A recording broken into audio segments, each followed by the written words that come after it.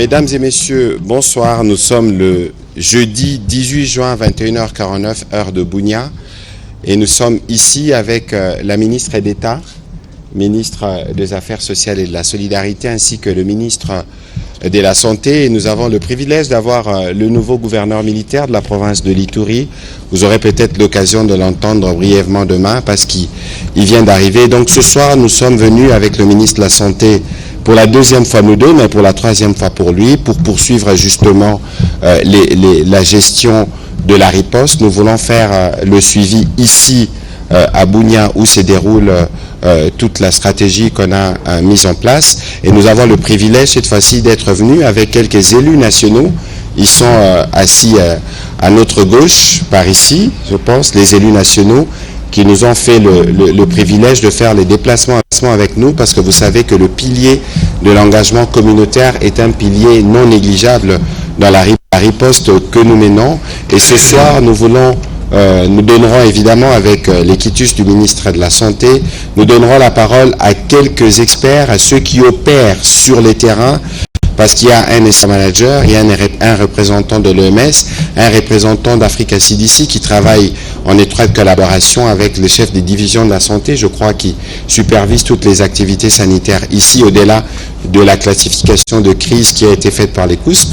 Vous vous souvenez du docteur Mwamba, une fois qu'on était ici, nous avait expliqué comment la riposte fonctionne. Monsieur le ministre, bonsoir et très heureux de nous retrouver de nouveau ici à Bunia, en Ituri, pour justement continuer dans la dynamique de la transparence qu'on a engagée depuis les débuts de la riposte contre cette épidémie.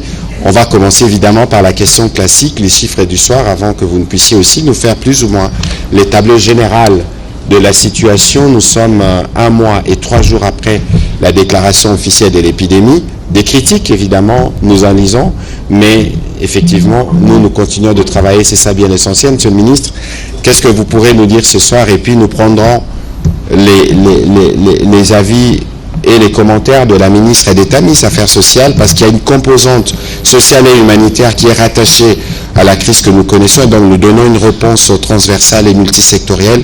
La ministre d'État Bazaïba, que nous avons trouvée ici à Bunia, pourra aussi nous éclairer davantage à ces sujets. Monsieur le ministre, vous avez la parole. Merci beaucoup, bonsoir à tous. Nous sommes encore très heureux d'être ici, et on l'avait promis de toutes les façons qu'on reviendrait, parce que nous avons décidé de suivre cette riposte au plus proche de son application, notamment ici en Ituri, où nous avons le plus grand nombre de cas de malades de cette épidémie de Ebola Bundibugyo. Je voudrais d'abord rappeler effectivement que ça fait exactement 1 mois, plus 3 jours, que nous avons déclaré cette épidémie et que nous avons décidé maintenant de vous donner toujours les chiffres vrais des malades et non donner les suspects. Et avec ça, ces chiffres vrais viennent de tests de laboratoire qui ont confirmé, mais aussi viennent du travail qui a été fait par l'équipe qui est ici. Et cette équipe est composée de notre propre équipe, mais aussi de l'OMS, de Africa CDC, de tous les partenaires qui discutent des chiffres avant de les valider et de nous les transmettre. Donc c'est vraiment les chiffres qui ont été travaillés avant d'être partagés. Donc je rappelle ça parce que c'est très important. Alors, je rappelle que nous avons à ce jour 896 cas confirmés. C'est un cumul donc depuis le début de l'épidémie et depuis tous les tests que nous avons faits, aussi bien chez les personnes qui ont été diagnostiquées après la déclaration, mais aussi les décès qui sont survenus avant que nous avons pu investiguer. Donc au total, nous avons 896 cas confirmés. Sur les 896 cas confirmés, nous avons 232 décès. Confirmés aussi, c'est-à-dire les tests aussi bien qui ont été confirmés avant le décès ou les tests qui ont été faits en post-mortem, eh bien, nous avons 232. Ce qui nous donne un tableau d'à peu près, on est autour donc de 26% de personnes qui sont décédées de cette maladie. Nous avons des personnes qui sont guéries. Si on était arrivé un peu plus tôt, on aurait augmenté les chiffres parce qu'on va libérer d'autres demain, mais nous avons 78 personnes guéries de la maladie, c'est-à-dire des personnes qui ont été malades, qui ont eu un test positif et qui ont guéri, et on a fait 2 tests qui sont revenus négatifs. Ces personnes-là, nous les déclarons guéries, et nous avons à ce jour 78 personnes. Nous avons plus ou moins 6000 personnes que nous suivons, les contacts, et un chiffre important aussi, c'est le taux de suivi qui est maintenant à 71%. Je rappelle, dans le cadre de la transparence, que notre objectif, c'est de suivre 95% des personnes contacts. Voilà pour ce soir les chiffres que je peux donner, mais je vais ajouter une phrase qui est importante, et j'espère que les experts vont peut-être aller en détail là-dessus. C'est que le nombre de personnes qui augmente est vu de 2 manières. Les épidémiologistes voient ça comme une avancée de la riposte, comme quelque chose de positif. C'est-à-dire que nous allons maintenant retrouver les cas qui sont dans la communauté et que éventuellement on ne savait pas. Donc, du point de vue des épidémiologistes, ce n'est pas nécessairement quelque chose qui doit être vu comme négatif. C'est quelque chose qui est vu en termes de riposte comme positif, dans le sens où l'activité de recherche active de malades, de recherche active des cas devient de plus en plus importante. Donc cette activité devient importante. Peut-être que les experts reviendront là-dessus. Voilà ce que je peux dire ce soir à ce propos. Voilà, merci beaucoup Monsieur le Ministre. Nous aurons l'occasion de revenir ce soir. Madame la Ministre d'État, c'est bien qu'on vous ait trouvé ici à Bunia et que vous reveniez d'Uetuele Odisiro, parce que depuis quelques mois, le Président de la République vous a donné justement mandat, comme le ministre de la Santé, de faire des points réguliers tous les vendredis en Conseil de ministres pour nous expliquer la situation humanitaire. Mais il y a une question spécifique à laquelle le ministre de la Santé a commencé à répondre au dernier briefing. Les victimes ou les orphelins ou toutes les personnes qui perdent les êtres chers à cause de la maladie à virus Ebola, qu'est-ce que le gouvernement prévoit pour ces personnes-là? Et vous pourrez aussi nous dire les cadres dans lesquels vous êtes ici, parce qu'on parle des personnes déplacées et toutes ces choses qui relèvent plus de votre ressort. Madame la Ministre d'État, vous avez la parole. Oui, merci beaucoup, Monsieur le Ministre. Permettez-moi, avant toute chose, de féliciter l'équipe de la riposte pour tout le travail que vous êtes en train d'abattre, que ce soit l'équipe nationale et l'équipe internationale. En deuxième lieu, vous m'avez trouvé ici justement parce qu'en tant que ministre des Affaires sociales, Action humanitaire et solidarité nationale, je suis gestionnaire des conséquences qui découlent des causes, entre autres les épidémies que nous appelons des chocs qui créent des crises humanitaires. En premier lieu, nous avons tout ce qu'il y a comme conflit armé. Lorsque un seul coup de feu est tiré, c'est des mouvements de population qui s'organisent. Une fois la population est en mouvement, on les appelle soit déplacés internes ou déplacés en dehors de leur pays, ils deviennent des réfugiés, et c'est la vulnérabilité qui s'installe.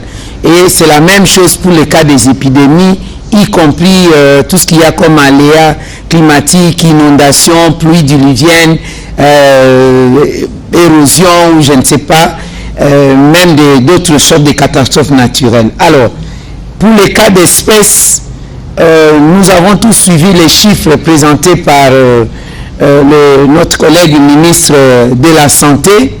En ce qui concerne l'humanitaire que j'ai su, ces chiffres, ces statistiques constituent des vies humaines. On parle de 896 cas confirmés, c'est-à-dire parmi eux ce sont des parents, et quand ces parents sont dans une situation grabataire, il y a des enfants, leurs dépendants sont en difficulté et la vulnérabilité s'installe, on est en face d'une crise humanitaire. C'est le travail pour lequel je suis venu ici, en Ituri, en collaboration avec les partenaires de l'UNICEF ainsi que la République coréenne qui nous a appuyés, nous nous occupons essentiellement des enfants de 0 à 17 ans dont les parents sont soit décédés d'Ebola ou tout simplement sont encore malades et les enfants sont sains. Nous ne pouvons pas laisser exploser les enfants. Une fois le cas est déclaré, confirmé, ou même il y a déjà des soupçons, et qu'est-ce que nous faisons? Nous mettons de côté des enfants et des plus petits, des bébés.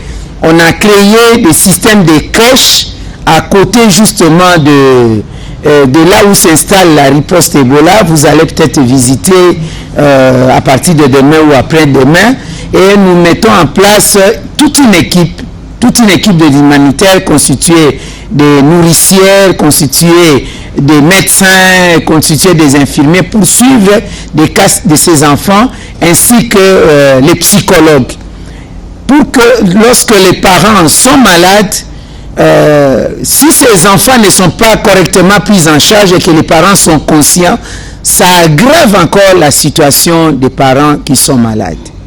Et les cas aussi des orphelins, cette fois-là, vous voyez, les orphelins dont les parents sont décédés d'Ebola sont souvent l'objet de stigmatisation, et à partir des contacts, on a peur de prendre en charge ces genres d'enfants. Et nous, avec les partenaires de l'UNICEF, donc nous, quand je dis nous, c'est le gouvernement, nous nous en occupons. Nous occupons aussi des personnes déplacées. Pour le moment, je suis venu essentiellement pour le cas des enfants. Il y a plusieurs camps de déplacés internes ici. Avec la promiscuité, c'est difficile d'installer tout ce qu'il y a comme mesures barrières de prévention, parce que la meilleure action que nous pouvons faire, c'est la sensibilisation, c'est la mise en œuvre de toutes les mesures barrières, mais il est difficile de le faire au niveau des camps de déplacés. Nous faisons quand même des efforts pour y accompagner avec tout ce qu'il y a comme processus, lavage des mains, désinfecter des lieux et tout ça. Voilà un peu le travail dans l'ensemble que je suis venu faire ici à Ituri. Je venais de le faire aussi à Isiro. Je suis rentré hier. Vous connaissez qu'à Isiro, la situation devient de plus en plus alarmante après que les ennemis de la République qui aient encore perturbé de l'ordre là-bas a mis fin avril et mi-mai. Voilà. Voilà. Merci beaucoup, Madame la ministre d'État. On pourra peut-être vous demander de vous asseoir quelques minutes à côté, le temps qu'on prenne de questions qui vous concernent spécifiquement. J'espère que vous allez rester avec nous. Je sais que vous voyagez beaucoup, mais je sais aussi que vous êtes toujours endurante et combatif pour pouvoir éclairer chaque fois que de besoin. On va essayer d'appeler progressivement les techniciens avant qu'on prenne les questions, pour que dans la suite de ce que le ministre de la Santé a dit, qu'ils puissent nous édifier. Je vais commencer par le docteur Lola, qui est le chef des divisions provinciales. Madame la ministre d'État, il faut vous asseoir quelques minutes. Par le docteur Lola, évidemment en accord avec le ministre de la Santé. Docteur, on va vous prendre quelques minutes avant que nous puissions justement aller parler avec les experts, notamment de l'OMS, des CDC ou du Programme national d'hygiène aux frontières, pour que vous puissiez nous dire comment se déroule la riposte ici. Nous avons des élus nationaux qui sont venus ici. Il y a évidemment, comme il y a toujours de mauvaise presse, on dit que la riposte n'est pas gérée par les Ituriens, mais plutôt par les personnes qui viennent de Kinshasa.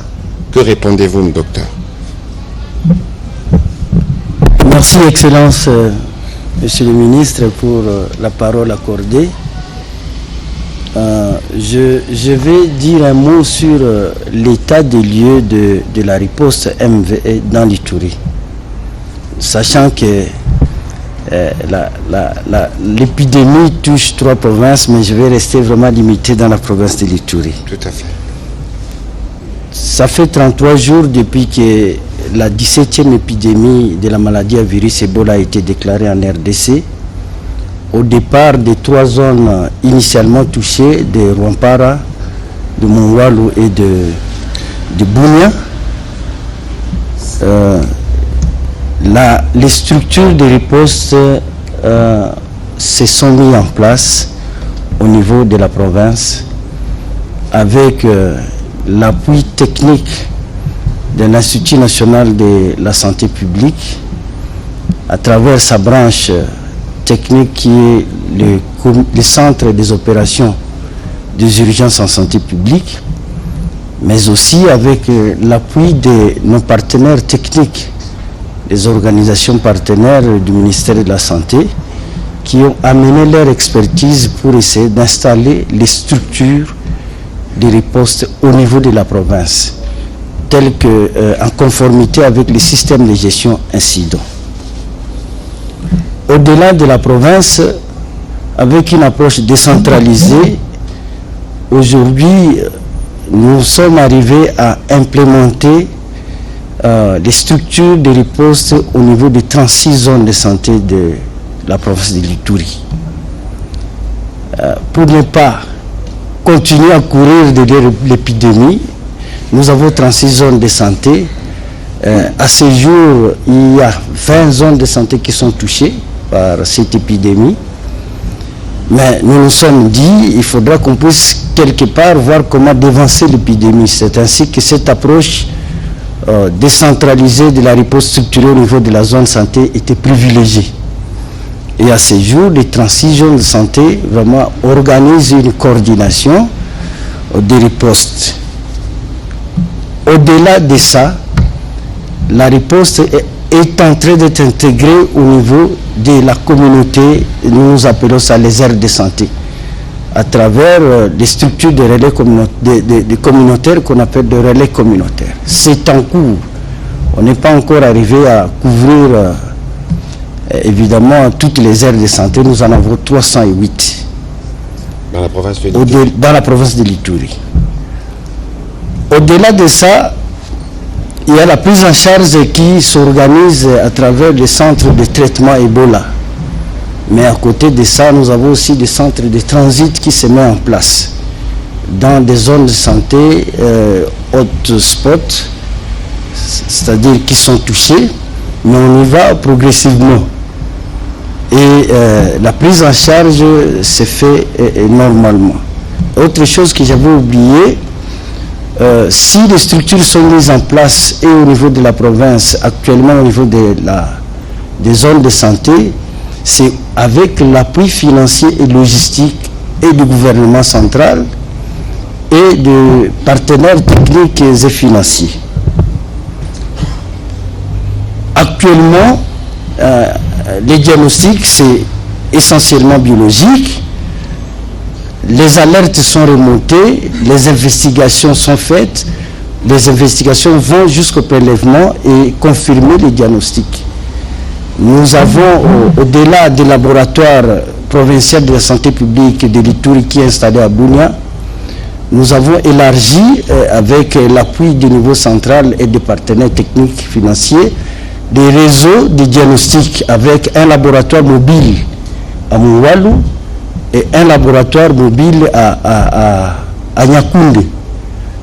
Sauf imprévu, le vendredi, dans le planning, il est prévu d'installer aussi un laboratoire mobile à Aru, dans la partie nord de l'Ituri, et dans les prochains jours à Kasseini et pourquoi pas Maïg. Dans cet état de lieu, les interventions transfrontalières sont à l'ordre du jour. Je pense que la première réunion qui a été mobilisée autour de CDC Atlanta à Kampala avait organisé une séance de travail entre l'Ouganda, qui est aussi touché comme la RDC, et la RDC, parce qu'en Ituri, nous avons au moins 8 zones de santé qui partagent la frontière avec la République ougandaise. Et les options d'un plan d'intervention commune a été levées. À ce jour, nonobstant les difficultés que nous avons, il y a quand même des avancées que nous avons enregistrées. Nous avons vu notre capacité de détection des cas vraiment augmenter, et cela est traduit à travers le nombre de nouveaux cas que nous sommes en train de détecter du jour au jour. un effort de relais communautaire qui remonte les alertes, couplé avec les investigations jusqu'au diagnostic, et des nouveaux cas continuent à être... Et ça, c'est une bonne chose.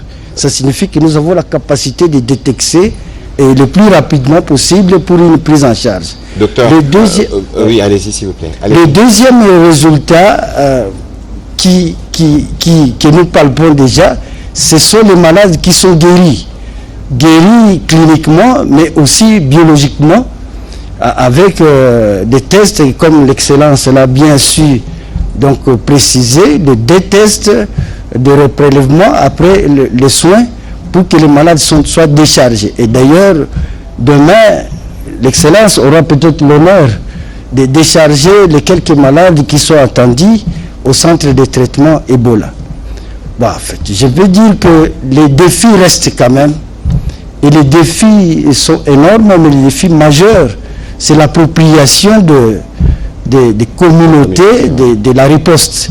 Et nous saluons déjà la présence des honorables, qui sont des leaders communautaires, qui pourront vraiment essayer de faire avancer la riposte, surtout dans le sens de faire approprier la communauté impliquée, mais reste l'appropriation de toutes les interventions de riposte. Voilà. Donc je vais me limiter ici. Merci beaucoup, docteur. Je vous prie de vous rasseoir. Peut-être que s'il y a une question spécifique, on vous reviendra.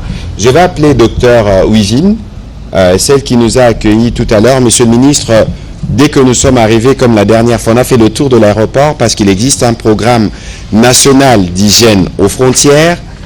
Il y avait évidemment la décision de l'ouverture, mais il y avait encore d'autres détails à fixer. Et donc, avec votre accord, je vais donner la parole au docteur Ouivine pour que vous puissiez nous expliquer, vous, Programme national d'hygiène aux frontières, dans quel état se trouve aujourd'hui l'aéroport de Bunia en termes de screening, en termes d'installation des dispositifs, des mesures, des préventions contre la maladie à virus Ebola. J'espère que la technique nous suivra pour montrer les images de comment vous étiez particulièrement active aujourd'hui après notre arrivée. Vous avez la parole, docteur. Merci, Excellence. Bonsoir à tous. Bonsoir. Évidemment, ça fait 33 jours que l'épidémie à virus Ebola a été déclarée ici à Ituri.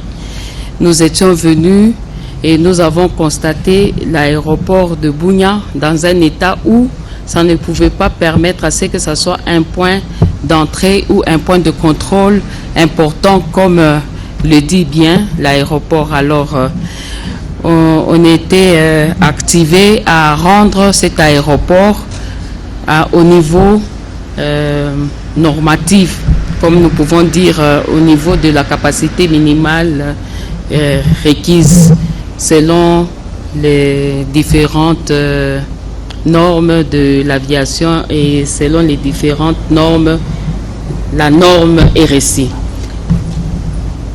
Oui. C'est ainsi que nous avons commencé par aménager le point d'arrivée et le point de départ, selon à ce que ça puisse respecter la distanciation pour lutter contre la maladie à virus Ebola. Et comme l'aéroport était fermé momentanément, il fallait que nous y mettions les conditions nécessaires pour permettre l'ouverture de cet aéroport. C'est ainsi, nous avons fait d'abord un état des lieux, nous avons fait une réunion avec les différents services œuvrant sur cette plateforme aéroportuaire, c'est-à-dire DGM, OCC, ANR, tout le monde, et les différentes compagnies qui y travaillent. Nous avons fait notre première réunion qui nous a permis de prendre maintenant les décisions ou les actions que vous avez vues, que j'ai présentées ce soir. Ainsi, nous avons commencé par élaborer le protocole de voyageurs. Ce protocole de voyageurs permet à ce que le screening ou les activités du PNHF soient mieux implémentées et en accord avec les autres services. C'est ce que nous avons fait.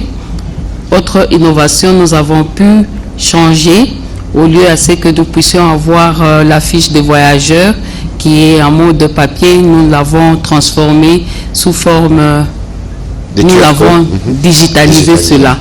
Et nous avons aussi, par cette digitalisation, nous avons pu contribuer à la riposte pour avoir la liste de contacts qui permet à ce que nous puissions contenir la maladie là où ça a commencé et donc en Ituri pour ne pas propager cela.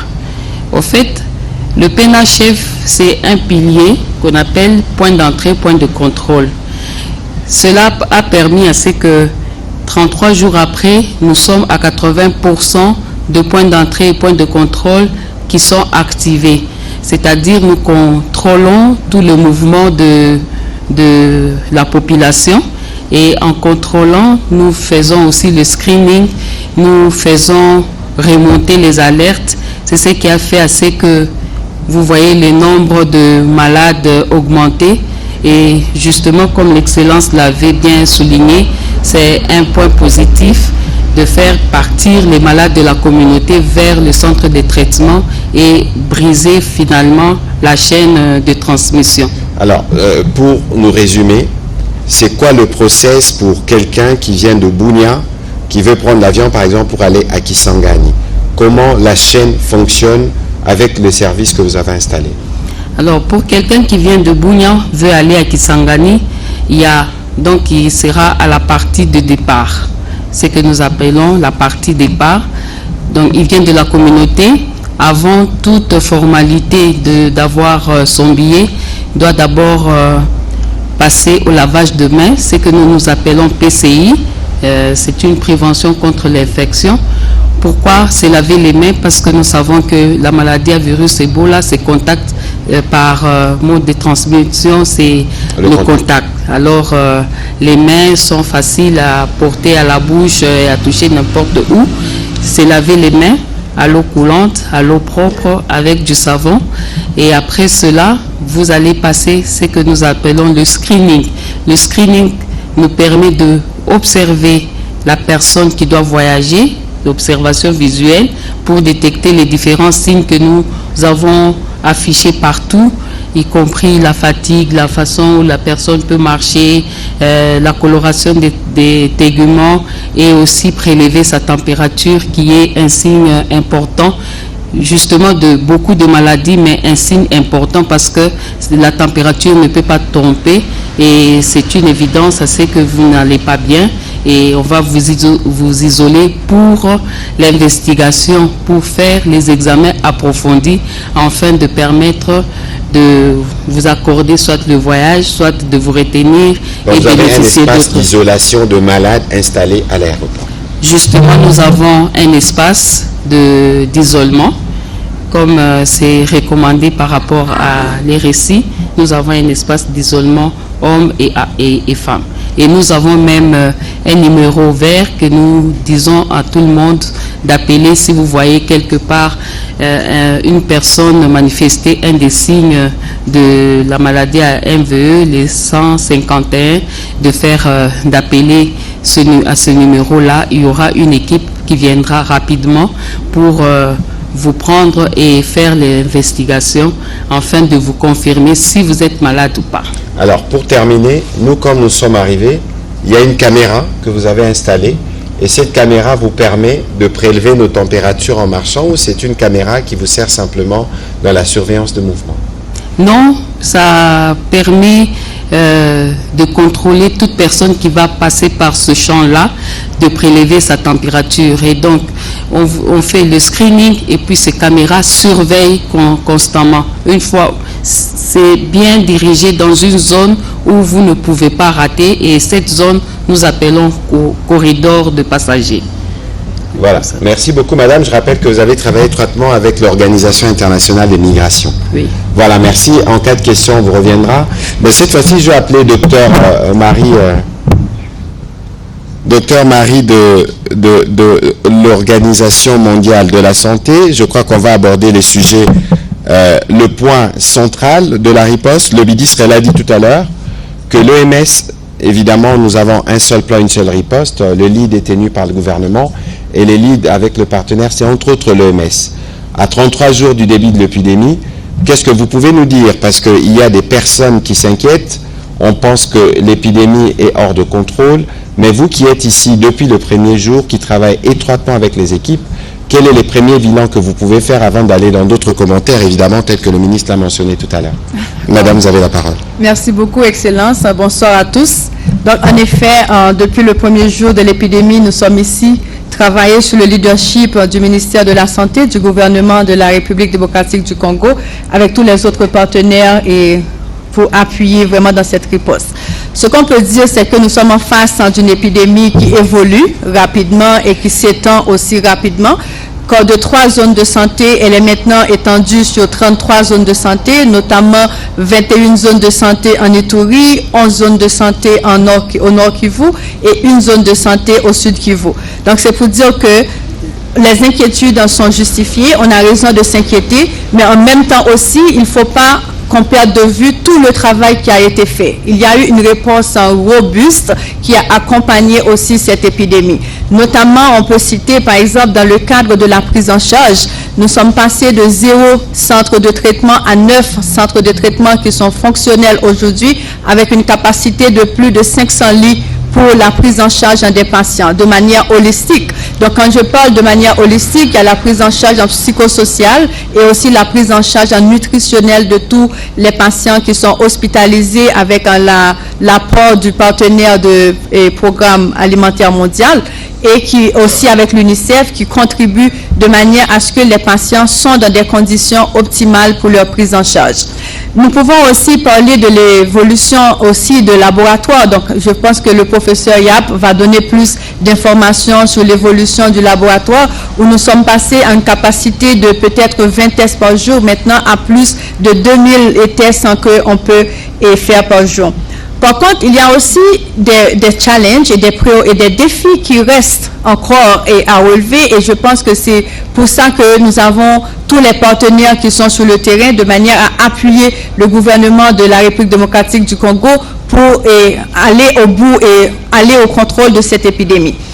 Il y a par exemple un indicateur qu'on utilise beaucoup dans les épidémies et actuellement qui fait un peu peur. Mais ce que je voudrais dire de cet indicateur, c'est qu'il est à la fois un très bon indicateur, en même temps aussi il est un mauvais indicateur. Qu'est-ce que je veux dire par là? Cet indicateur, ce sont les décès communautaires. Cet indicateur nous montre, par exemple, actuellement, on va voir qu'on détecte les décès communautaires. Ça veut dire que la surveillance marche. Donc, c'est un très bon indicateur au point de vue épidémiologique. Donc, on peut détecter la surveillance de la mortalité est mise en place. Donc, on peut faire en sorte que les internements dignes et sécurisés soient réalisés dans la communauté de manière à protéger la population.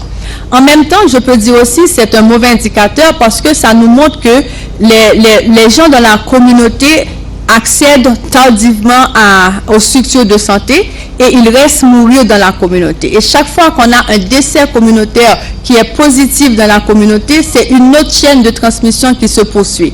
Et parce que, comme vous savez, dans notre culture, quand quelqu'un est malade dans sa famille, il y a beaucoup de gens qui viennent présenter ses sympathies, qui prennent soin de cette personne de manière non protégée. Donc, on met en place d'autres chaînes qui peuvent faire que l'épidémie se poursuive.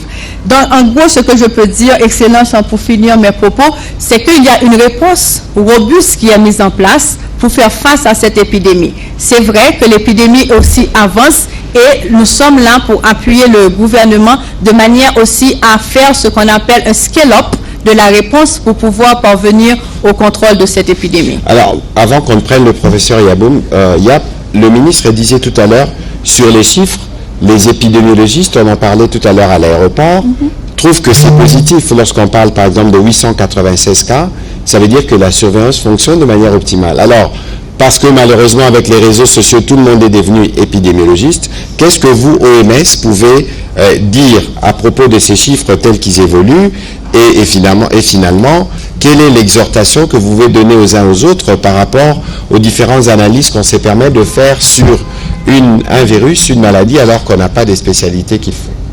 Donc, en effet, donc, comme le ministre a si bien expliqué, le fait qu'on a une augmentation de cas, ça veut dire que la surveillance épidémiologique a été mise en place et elle commence à donner des résultats. C'est-à-dire on commence à détecter les cas qui sont dans la communauté. Parce que pour qu'on arrive à contrôler l'épidémie, il faut qu'on arrive à détecter les cas, à les isoler les cas vivants et les cas de décès à faire des enterrements dignes et sécurisés. Donc le fait qu'on a cette augmentation de cas montre au moins que le système qui est mis en place est capable de détecter les cas, que ce soit les cas vivants ou les cas de décès. Maintenant, il va falloir un temps et pour que maintenant on puisse nettoyer tous ces cas, de manière à ce que le système puisse capter tous ces cas au fur et à mesure qu'ils se produisent et les prendre en compte. Donc ce que je pourrais dire à ceux qui fassent des analyses plus ou moins, c'est de se référer au CITREP qui est publié tous les soirs et pour lesquels il y a des experts qui font des analyses et qui revoient ces données avant de les publier. Donc nous prenons beaucoup de précautions à ce que ces données vraiment représentent la réalité et reflètent ce qui est en train de se faire dans la communauté. Voilà. Monsieur le ministre, on va prendre le docteur Marie-Roselyne, vous pouvez aller vous rasseoir. On va prendre le professeur Yapbou, on va finir avec lui. Mais monsieur le ministre, tout à l'heure, on a parlé de 500 lits en un mois. C'est quand même un record en termes d'efforts. Ben, je veux dire que tous ceux qui ont géré les épidémies peuvent comparer les ripostes en un mois, ce qui a été fait. Et vont constater que cette fois-ci, comme venait de le dire la représentante de l'OMS, c'est énorme en fait ce qui a été fait. Monter plus de 500 lits en un mois, à être capable de déployer des relais communautaires, parce qu'on n'a pas donné le chiffre, mais on a déjà déployé plus de 1000 relais communautaires, être capable de passer de 21 tests par jour à 2000 tests par jour, ça montre l'importance de la riposte que nous avons mise en place. Bien entendu, et nous le disons nous-mêmes et nous le répétons, les défis sont là, mais comme je reprends le terme de notre représentant de l'OMS qui dit c'est une riposte robuste face à une épidémie robuste, parce que c'est vrai que c'est une épidémie qui est passée de 3 zones de santé à plus de 33 zones de santé. Je répète encore ce que je dis et je martèle à chaque fois. Dès qu'il y a un seul cas quelque part, on met cette zone de santé. Il faut donc garder à l'esprit que les 4 zones de santé de départ ont plus de 80% des cas. Tout à fait. Et que la province de l'Ituri à elle seule a quasiment, je vous donne les chiffres, Ituri a 827 cas sur 896. Vous comprenez que même quand on donne des chiffres en disant voilà, il y a 33 zones de santé, il faut interpréter ça en disant ok, mais l'Ituri seul a 827 cas, c'est-à-dire tout est concentré en Ituri. Mais quand on va découvrir un cas n'importe où, on va dire que cette zone de santé aussi est touchée. C'est pour ça que les chiffres, il faut vraiment qu'on les interprète par les gens qui regardent sérieusement ces chiffres-là. Alors, c'est Marie-Roselyne Bélisaire de l'OMS, je suis arrivé à prononcer votre nom. Docteur, tout à l'heure, nous parlions justement de chiffres. Le ministre de la Santé a parlé du CITREP, qui est donc ces documents que nous sortons tout le soir, qui donnent un peu la tendance de l'évolution de l'épidémie. C'est la preuve d'abord, Monsieur le ministre, que nous travaillons avec tous les partenaires ensemble dans la transparence. Mais qu'est-ce que vous pouvez nous dire dans ce que vous observez? Nous étions ici il y a quelques semaines, vous étiez là. Par rapport à votre expérience, par rapport aux chiffres, est-ce que nous évoluons dans la bonne direction? Bien. Bonsoir tout le monde. Bonsoir. Excellence. Donc déjà, tout à l'heure, Excellence parlait d'une réponse robuste. Je pense que c'est une réponse ambitieuse. Ambitieuse dans le sens où on ne regarde pas simplement cette épidémie d'Ebola, mais on regarde également comment on renforce le système de santé. Et ça, c'est important de le mentionner. Je me souviens la première fois que j'ai rencontré l'Excellence, quand on remettait les appareils Mpox, vous avez dit 1,2 milliard de dollars avaient été investis dans une réponse à une précédente épidémie et on ne voyait pas les résultats. Dans cette épidémie, je pense que ce que moi je vois, je suis biologiste de profession, c'est déjà le laboratoire. Ça a été mentionné. La raison principale pour laquelle il y a eu du retard dans la détection, c'est parce que la machine qui était utilisée, le GeneXpert, ne pouvait pas détecter la souche de Bundibugyo. Donc ça nous a mis en retard, ça a laissé l'épidémie évoluer. Mais face à cela, on a une épidémie aujourd'hui qui a la plus grande ampleur. Quand on s'est posé hier sur le leadership du directeur général de l'INSP pour faire ce qu'on appelle une revue précoce d'action.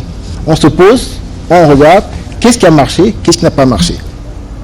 Et qu'est-ce qu'on voit assez rapidement? On voit qu'en 4 semaines, le nombre de cas et de décès que nous avons est largement supérieur à la plus grosse épidémie qu'on a vue en Afrique de l'Ouest en 2014. Ça veut dire qu'on fait face à une épidémie d'une ampleur extraordinaire. On dit que c'est la 17e, mais c'est un autre niveau par rapport à ce qu'on a vu. Mais ce qu'on voit sur le terrain, sur le plan du diagnostic, ça a été mentionné, c'est ce plan de décentralisation des laboratoires. Un plan qui vise à ce que dans les zones de santé prioritaires, on puisse avoir 38 laboratoires qui puissent être déployés et donc qui vont rapprocher le diagnostic de la communauté.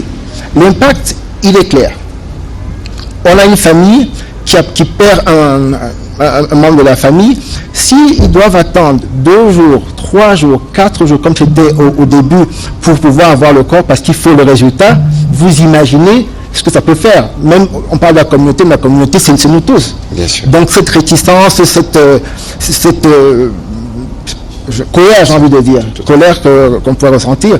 Maintenant, avec cette décentralisation à Béni, à Mongoualo, à Nyankoundé, et qui va se poursuivre sur Arou, ça va permettre de réduire ce temps. Donc aujourd'hui, là où on avait 3 échantillons sur 10 qui allaient passer 48 heures pour avoir un résultat, aujourd'hui on a quasiment 100% des échantillons qui sont testés dans les 48 heures. Donc ça, c'est une avancée majeure. Et il faut dire que ces laboratoires vont servir pour autre chose. Ils vont servir pour le choléra, ils vont servir pour la rougeole. Donc c'est vraiment une réponse que je dirais, encore une fois, ambitieuse. Et ce qu'on a fait au nom du directeur général d'Africa CDC, Dr Jean Kasseya, qui s'est rendu en Corée du Sud pour sécuriser la production de tous les Radi-1, qui est l'équipement qui permet de détecter le Budi-Bujo pour l'Afrique. Donc ça veut dire que ces équipements, tant que la RDC, l'Ouganda et autres pays en auront besoin, ils seront produits pour notre continent. Donc c'est montrer à quel niveau il y a cet engagement. Et je vais juste finir en félicitant le leadership. Ce n'est pas tous les jours, dans toutes les épidémies, qu'un gouvernement investit 50 millions de dollars dans sa réponse. Je pense qu'il faut le mentionner. Et la preuve, c'est qu'il y a 2 jours, les autres présidents africains, par un élan de solidarité, ont aussi décidé de pouvoir supporter cette réponse à hauteur de 80 millions. Très bien, mais une dernière question avant que le ministre ne reprenne. Alors, docteur Marie-Roseline Bélisère disait tout à l'heure que l'un des points qui rend justement cette épidémie complexe, c'est que les patients présentent des symptômes qui ne sont pas directement ceux qui représentent Ebola. Donc il n'y a pas d'abord de saignement, et donc c'est des malarias, c'est des grippes. Comment avec cette complicité fonctionner avec les communautés? Et justement, c'est le premier challenge. Au départ, quand on pense à Ebola, on pense tous au saignement. Maintenant, on se rend compte que près de 9 patients sur 10 n'ont pas de saignement. Ils vont avoir des symptômes qui sont ceux du paludisme, ils vont avoir la fièvre, ils vont avoir les diarrhées. Donc, ce qui fait que cette réponse aussi a misé sur l'intégration avec le programme PALU, par exemple, qui va systématiser le diagnostic du PALU pour tous les cas suspects. Ça permettra de faire la différence. Ceux qui ont le PALU vont être pris en charge pour cela, et les autres vont avoir un résultat assez rapide pour Ebola, et donc être pris en charge assez rapidement. Voilà, merci beaucoup, docteur. Monsieur le ministre, et c'est la preuve que vous avez une équipe robuste ici à Bunia. Il y a d'autres, évidemment, l'incident manager, ou encore le docteur Mamba. On pourra voir justement demain comment leur est donné la parole pour montrer que justement cette riposte est décentralisée. Peut-être que je vais demander à la ministre d'État de revenir parce qu'on va commencer la série des questions. Évidemment, s'il y a des questions pour les techniciens, on vous enverra les micros là où vous êtes. Docteur, je vous prie d'aller vous rasseoir. Merci. Et on va commencer la série des questions avec monsieur Pascal Moulegua. Mineta, vous pouvez revenir pour la série des questions. Merci, Monsieur le Ministre. Réponse robuste. L'Africa CDC a parlé aussi d'une réponse à la hauteur des défis. Et par contre, il y a d'autres critiques d'ONG qui sont impliquées dans la riposte. Vous n'en avez pas cité. Et j'aimerais que vous puissiez répondre à cela. Monsieur le ministre de la Santé, vous êtes médecin. Avons-nous déjà atteint un pic critique depuis le début de cette épidémie? Pouvons-nous attendre ce pic à quel moment? Ben, merci beaucoup. Alors, personne ne peut vous répondre à cette question. Hein. Il n'y a que des devins qui pourraient vous dire. Nous allons constater le pic. Nous allons vous dire, on a atteint le pic. Nous allons le constater quand nous allons nous rendre compte que les nouveaux cas sont de moins en moins nombreux par rapport au jour précédent. Là, nous allons nous dire, ok, c'est marrant, on a de moins en moins de nouveaux cas. Mais ça, pour l'instant, je ne peux pas vous le dire. Ce que je peux affirmer, c'est qu'avec nos relais communautaires, qui sont des travailleurs de communauté, qui vont nous rapporter le maximum d'incidents, c'est-à-dire des personnes qui ont présenté des symptômes, nous allons dire oui, nous avons par exemple 100 suspects, mais nous avons 20 cas d'Ebola. Comme vous venez de l'entendre, c'est très important, les symptômes de cette maladie sont très particuliers. C'est-à-dire que 90% des personnes ne saignent pas. Vous comprenez pourquoi est-ce que dans la communauté, les gens ont peut-être pensé, ben non, c'est la malaria, ben non, c'est...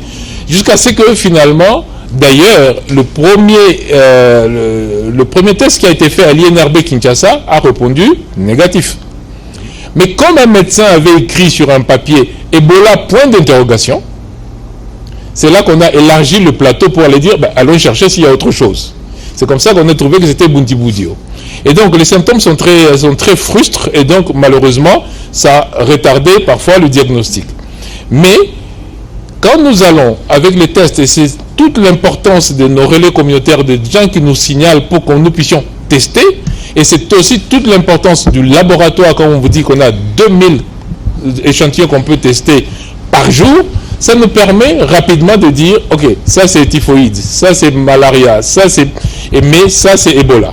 Et donc quand on va atteindre ça, on va vous le dire. Pour l'instant, je ne peux pas encore m'avancer sur le plan statistique pour vous dire qu'on a atteint le pic. On est à 1 mois, je rappelle toujours, nous sommes à 1 mois, parfois les gens ont l'impression qu'on a déjà fait 6 mois que la maladie traîne. On est à 1 mois et donc on n'a pas, je ne peux pas encore dire qu'on a atteint le pic. Peut-être qu'on l'a atteint, mais c'est le nombre de cas tous les jours qui nous dira qu'on a atteint. Voilà, alors sur votre première question, je ne voudrais pas citer les ONG qui critiquent. De toute évidence, nous sommes ouverts, nous sommes dans un exercice transparent. Vous avez vu ceux qui sont intervenus tout à l'heure, on n'a pas eu le temps de briefer et de leur dire ce qu'ils devaient dire. On entend évidemment, on n'est pas en train de vous dire que tout est parfait. C'est pas ce que nous disons. Nous disons que nous faisons ce que nous devons faire. Vous avez suivi les propos du professeur Yapboun. Le gouvernement n'a pas attendu les partenaires. On est aujourd'hui à 50 millions donnés par le gouvernement parce qu'il faut que nous-mêmes nous prêchions par l'exemple. Première chose. Deuxième chose, mais tout ce que vous entendez, le ministre pourra me compléter, être plus précis à ce sujet, financement du gouvernement américain et des autres partenaires, ce n'est pas des financements qui sont donnés au gouvernement. Ces financements sont donnés à des ONG. Alors, lorsque j'entends certaines parler, critiquer, lorsqu'on regarde le travail qui est fait sur le terrain, je crois que les journalistes, si vous vous tournez un peu de ce côté-là, il y a des critiques qui doivent leur être retournées. Alors, il y a une chose, nous sommes tous engagés dans un objectif commun, de finir cette épidémie, mais il est une autre chose pour celles, donc ces ONG internationales, qui pensent qu'à travers cette épidémie, ils peuvent solliciter davantage de moyens.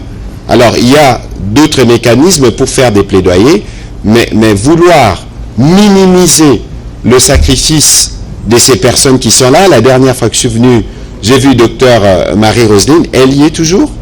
J'ai vu le professeur, ils sont installés ici, ou encore les docteurs Etchekou qui est reparti au Nigeria. C'est un peu minimiser les sacrifices de ces personnes qui sont là. Donc moi j'appellerais ces ONG à davantage des retenues, parce que si on doit regarder aussi ce qu'ils font sur le terrain, il y a beaucoup à redire. Monsieur le ministre? Bon, je ne vais pas commenter les rumeurs. Je préfère être vraiment les pieds sur terre, compter le nombre de tests que nous avons mis en place en 1 mois, compter le nombre de centres de traitement qu'on a mis en place en 1 mois, compter le nombre de relais communautaires qu'on a mis en place en 1 mois, compter le nombre d'échantillons que nous réalisons tous les jours, compter le nombre de personnes qui sont guéries. Vraiment, c'est ça qui m'intéresse. Les rumeurs et les gens qui veulent tirer la couverture de leur côté. Vous savez, quand l'épidémie va se terminer, on se regardera en face. Voilà, on va prendre les questions de M. Salibo Komangala, qui sera suivi de M. Papi Kilongo. Une question, s'il vous plaît. Merci beaucoup, Excellence, pour la parole. La question est posée de cette manière. Vu la montée en puissance des cas de contamination de cette maladie ici en ville de Bunia surtout, est-ce que vous prévoyez confiner la ville? Merci, c'est une question qui est posée, reposée, posée, reposée à chaque fois.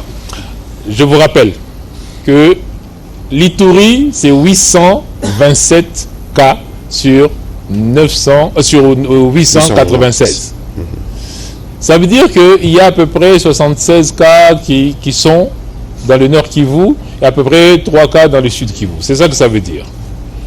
Cela veut dire, après un mois, que la gestion qui est faite, et d'ailleurs, un autre chiffre que je peux vous donner, c'est que plus de 80% de ces cas de l'Ituri sont dans 4 zones de santé.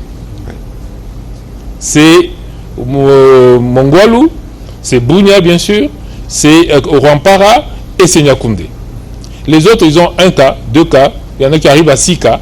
C'est pour vous montrer que les mesures de santé publique ne doivent pas être des mesures populistes. On doit décider en rapport avec la science. C'est la 17e épidémie. En Afrique de l'Ouest, il y avait eu une épidémie qui avait fait 11 000 morts, officiellement. Plus de 20 000 cas confirmés. On n'a pas créé tout ce buzz qu'on crée. Confiner, ça veut dire tout simplement rendre encore plus difficile la riposte. Vous voyez comment est-ce que tous les jours, vous ne le savez pas, mais moi je vous informe, tous les jours je reçois des demandes de cargo pour atterrir parce qu'on a réduit le trafic. Et ça retarde la riposte. Donc l'idée ce n'est pas d'avoir peur, l'idée c'est de dire nous savons ce que nous faisons et nous le faisons sérieusement. Il faut contrôler, augmenter le nombre de points de contrôle.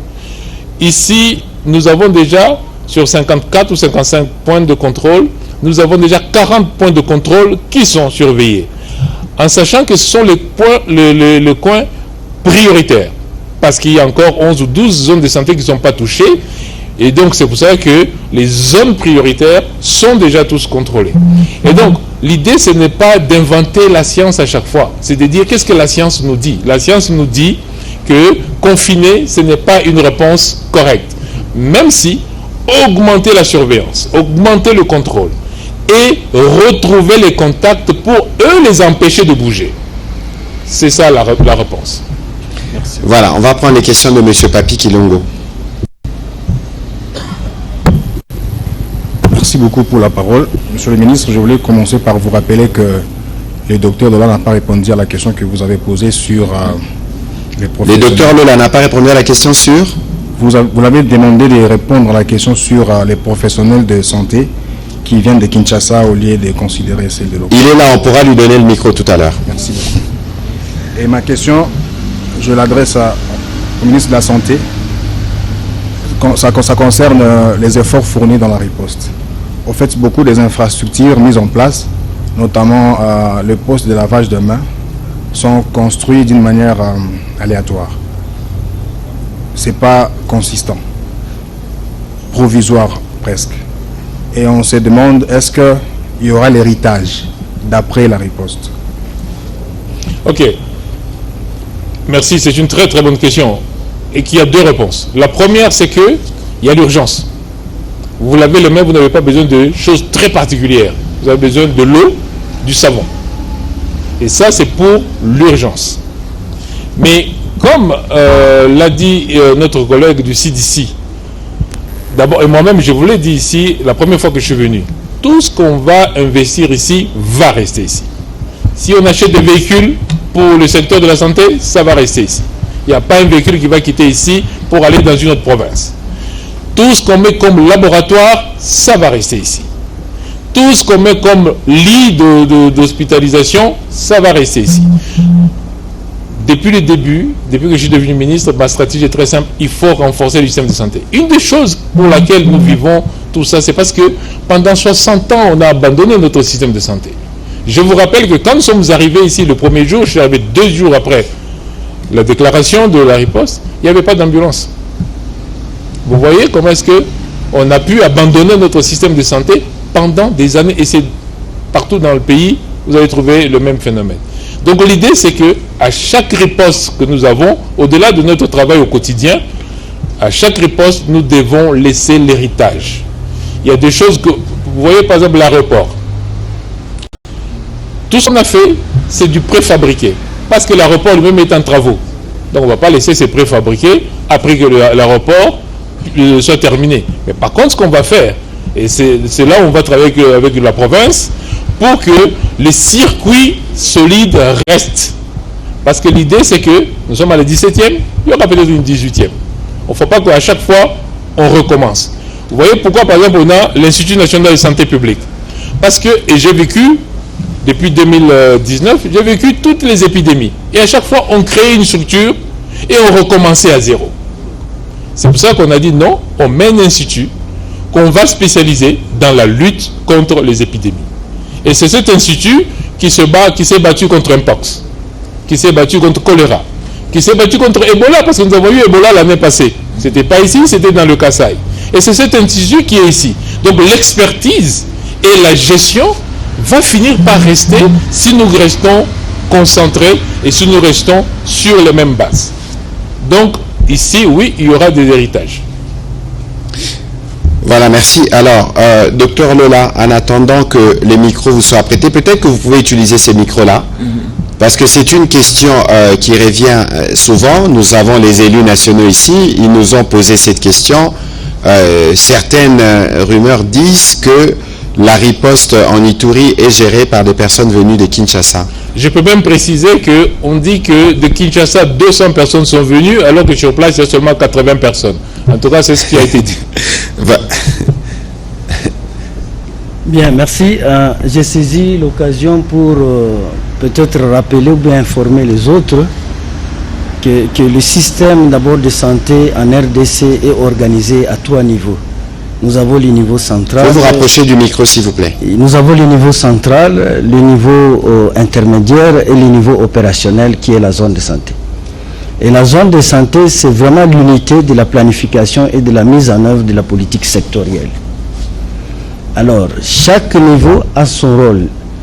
Bien que le niveau de la zone de santé planifie et mette en activité, mais il a besoin d'un appui.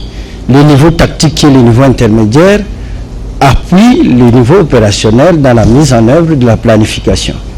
Et le niveau central accompagne le niveau intermédiaire dans donc la mise en œuvre au niveau opérationnel. Donc il n'est pas question que le niveau central ou le niveau intermédiaire se substitue au niveau de la zone santé.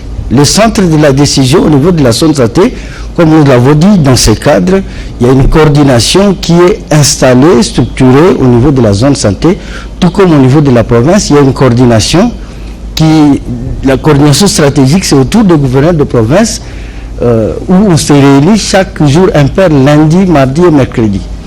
Alors dans cette épidémie, 17e épidémie, en RDC, vous savez qu'il y a 3 provinces qui sont touchées. Alors, le niveau central organise la coordination des interventions dans les 3 provinces. Mais l'Ituri, dans sa coordination, s'occupe de ce qui est l'Ituri. Mais il y a l'interchangeabilité des informations entre les 3 niveaux de coordination. Et ce qui est vrai, l'Ituri seul ne pouvait pas s'en sortir à ce stade d'installation des structures. Donc, après 33 jours, avec les résultats intermédiaires tels qu'on a développés. Donc on avait nécessairement besoin d'appui du niveau central et même des experts qui sont venus des partenaires, des organisations partenaires du ministère de la Santé. Donc voilà. Mais je voudrais quand même rajouter à ça, je voudrais juste poser une question. Imaginez que personne ne soit venu. Qu'est-ce qui aurait été dit? Abandon. Abandon. Maintenant, il ne faut pas que quand les gens viennent, on dise « Ah bah oui, mais pourquoi ils viennent ?» Implication. Donc il faut absolument garder, et je suis très content qu'on vous rappelle l'organisation du système de santé. Et je voudrais donc rajouter en disant qu'on a géré Ebola dans le Kasaï central, à Boulapé l'année passée. C'est les mêmes qui étaient partis là-bas. Ils n'ont pas remplacé, ils ne sont pas restés là-bas. Dès que la riposte est en marche, les appuis, maintenant, sont transférés directement vers la partie opérationnelle. Et donc, c'est vraiment, je pense que c'est un faux procès. Il n'y a personne qui est venu remplacer qui que ce soit, et il n'y a personne qui va prendre la place de qui que ce soit. Au contraire, les relais communautaires que nous allons engager vont rester dans le système de santé maintenant comme de nouveaux acteurs pérennes. Et ces relais communautaires, ce sont des gens de la communauté. Les médecins qu'on va embaucher, d'ailleurs, j'avais dit et j'avais répété que j'avais instruit le directeur général de doubler la prime des médecins. Mais cette prime doublée-là, ça va laisser en fait la moyenne des salaires, enfin des primes qui va rester ici. Je répète encore, tout ce qu'on va faire ici va rester ici. Voilà, merci beaucoup pour la précision. J'espère que la réponse a été obtenue pour cette question qui est revenue avec récurrence. Les élus nationaux sont avec nous, ils auront l'occasion de voir comment on va se déployer notamment. On va prendre les questions de Madame Solène. Ensuite, ce sera M. Dadi Songozo de TV5 Monde. Une question, s'il vous plaît.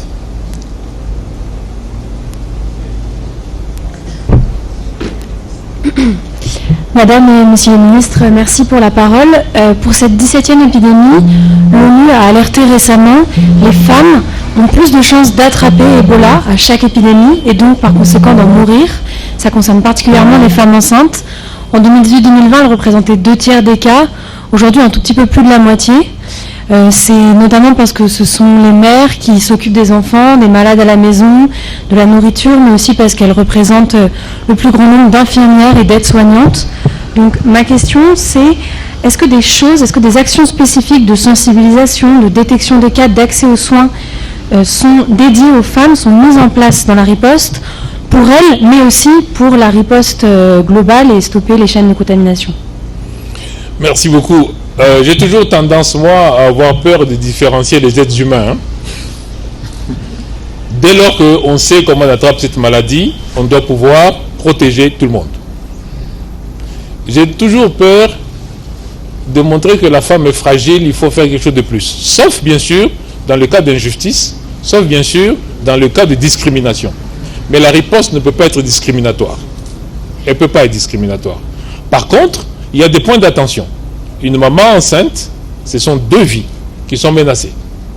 Une maman qui, elle, s'occupe plus de la maison, a plus de chances d'attraper. Et ça, ce sont des points d'attention, notamment au niveau du message que l'on passe. Pour les députés locaux qu'on avait trouvés ici, les députés provinciaux, mais aussi pour la riposte, j'insiste tout le temps. Essayez dans les relais communautaires, d'ailleurs je l'ai dit aux députés nationaux, d'avoir le maximum de femmes. Tout à fait. Pour 2 raisons. La première, c'est qu'elles sont souvent plus consistantes.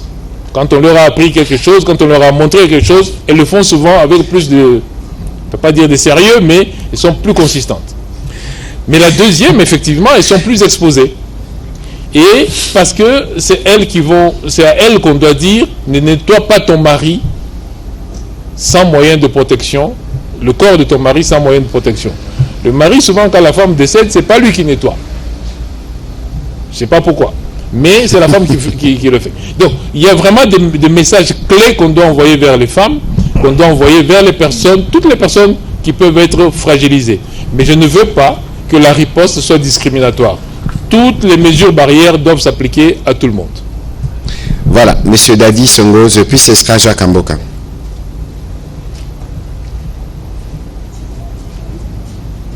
Merci. Une question pour la ministre d'État Eve Bazaïba et une autre pour les ministres porte-parole du gouvernement. Madame... Avancez vers les micros, s'il vous plaît. Merci. Oui, ma collègue tout à l'heure parlait des femmes. J'aimerais poser la question à la ministre Bazaïba. Il y a combien d'enfants pour le moment qui sont répertoriés allant de 0 à 17 ans. Tout à l'heure, je vous suivais. Est-ce qu'on peut avoir une idée sur le nombre de ces enfants qui sont mis à l'écart, dont les parents sont atteints de la maladie à virus Ebola et que votre ministère pourra peut-être soutenir? Et la question au ministre Mouyaya, on a vu le pays était en ébullition hier, la Coupe du Monde, et en même temps, c'est une Coupe du Monde qui vient avec Ebola, et on sait qu'il y avait des échanges avec les autorités mexicaines pour le deuxième match.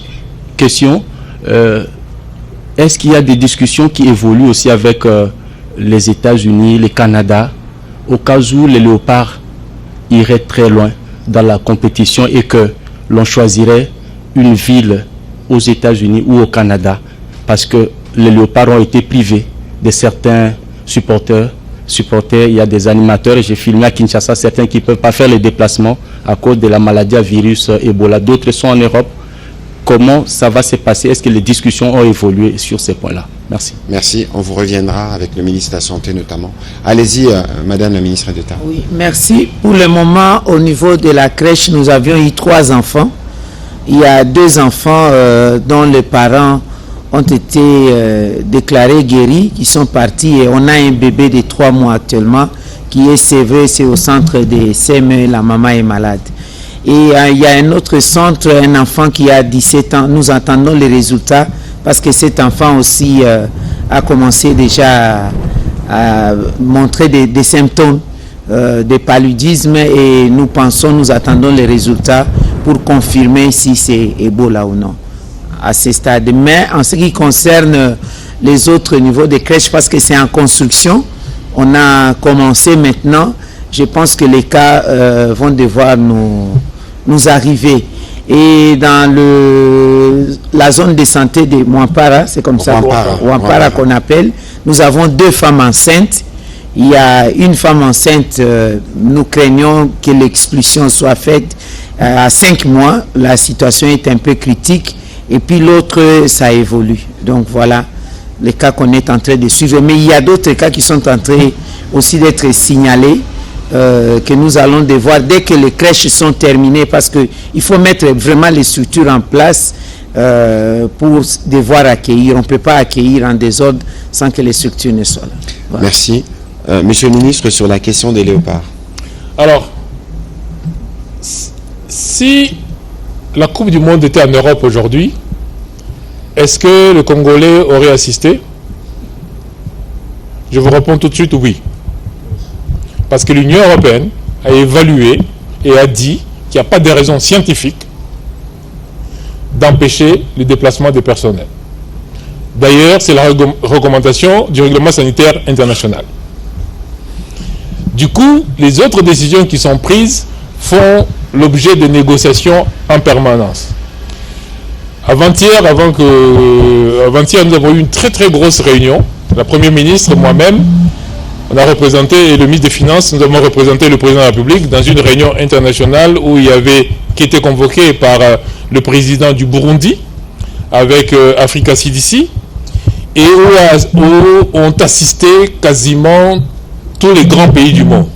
Nous avions d'abord en Afrique, l'Afrique du Sud, qui était le président Ramaphosa, nous avions le président du Botswana, de la Zambie, on avait tous ces présidents, on avait le vice-président de l'Ouganda, on a eu vraiment tous ceux qui sont intervenus au niveau ou présidentiel ou Premier ministre, l'Égypte, tous les pays d'Afrique d'ailleurs, quasiment. Et on avait les États-Unis d'Amérique, on avait le Canada, on avait la Suède, on avait la France, on avait la Turquie, on avait la Chine, on avait tous ces gens-là. Et on a discuté avec eux. J'ai beaucoup aimé la position de la commissaire de l'Union européenne, mais aussi la position du docteur Tedros, qui ont tous dit ça n'a aucun sens d'empêcher le déplacement. C'est pour ça que j'ai répondu à la question tout à l'heure qui m'a été posée sur le confinement. La science ne nous dit pas ça. Donc ça n'a pas de raison. Donc nous discutons de manière très diplomatique avec tous nos partenaires, notamment les États-Unis d'Amérique, notamment le Canada, pour pouvoir assouplir ces décisions-là. J'ai tendance à penser que le message commence à passer. Parce que, par exemple, les États-Unis sont conseillés par CDC Atlanta.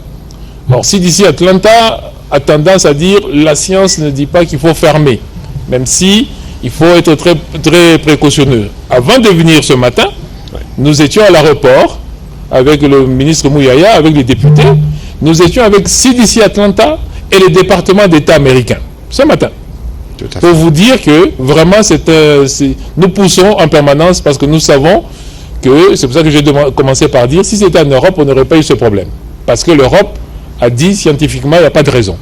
Mais comme c'est en Amérique, il y a d'autres considérations et c'est pour ça que nous voulons montrer que nous sommes très sérieux dans ce que nous faisons et c'est pour ça que nous avons dit à tous ces partenaires, notamment CDC Atlanta, notamment le département d'État, nous, on vous laisse voir tout ce que vous voulez voir. On ne veut pas que vous pensiez qu'il y a telle chose qu'on a cachée. Regardez tout et puis dites-nous si scientifiquement il y a des choses que nous n'avons pas faites. Comme ça, on va les faire.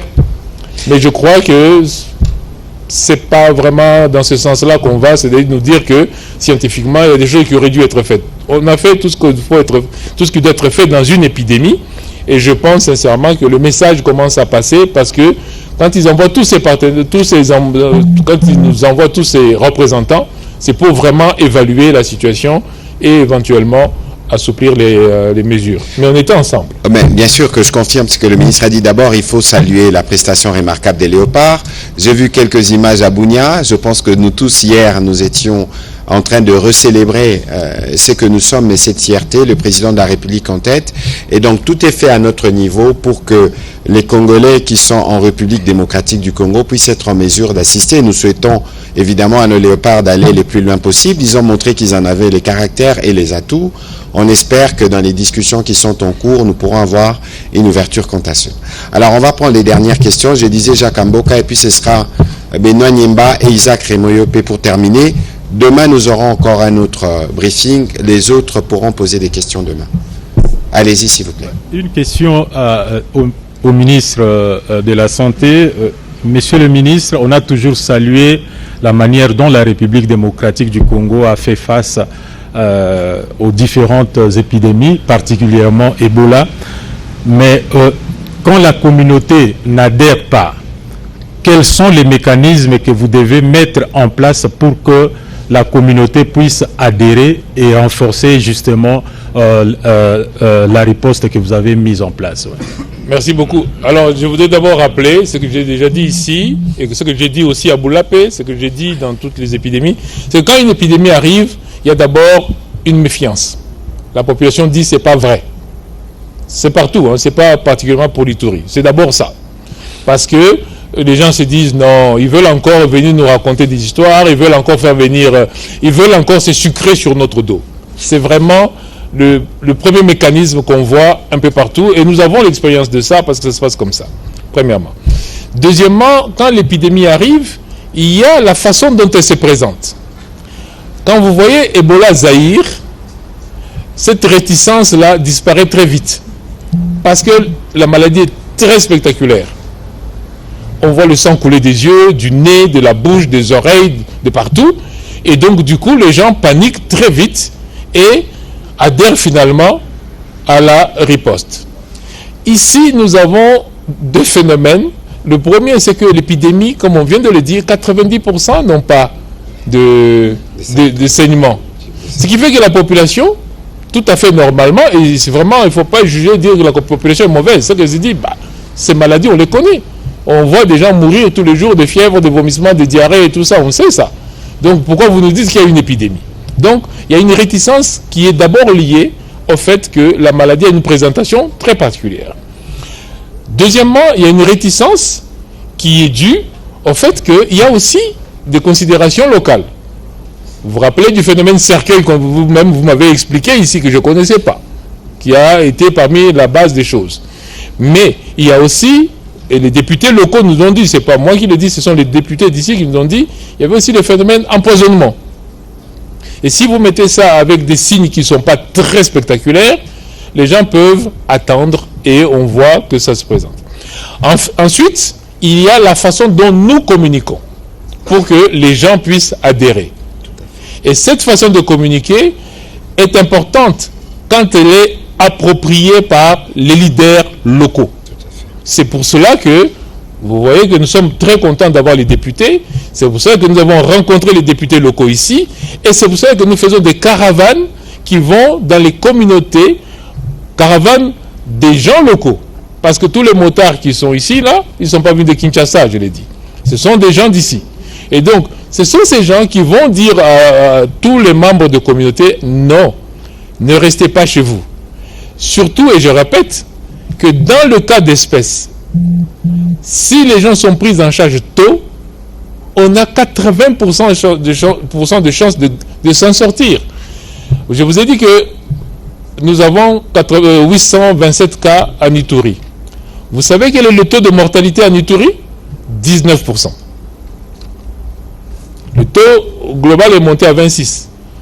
Mais parce que si vous prenez le sud Kivu, par exemple, ou le nord Kivu, où la réaction n'a pas été rapide de prise en charge, vous allez trouver des taux parfois très élevés. Et ce qui donne une moyenne de 26. Mais ici, en Ituri, on est à 19. Ça veut dire que si les gens font l'effort de venir vite aux soins, ils ont 80% de chances d'être sauvés.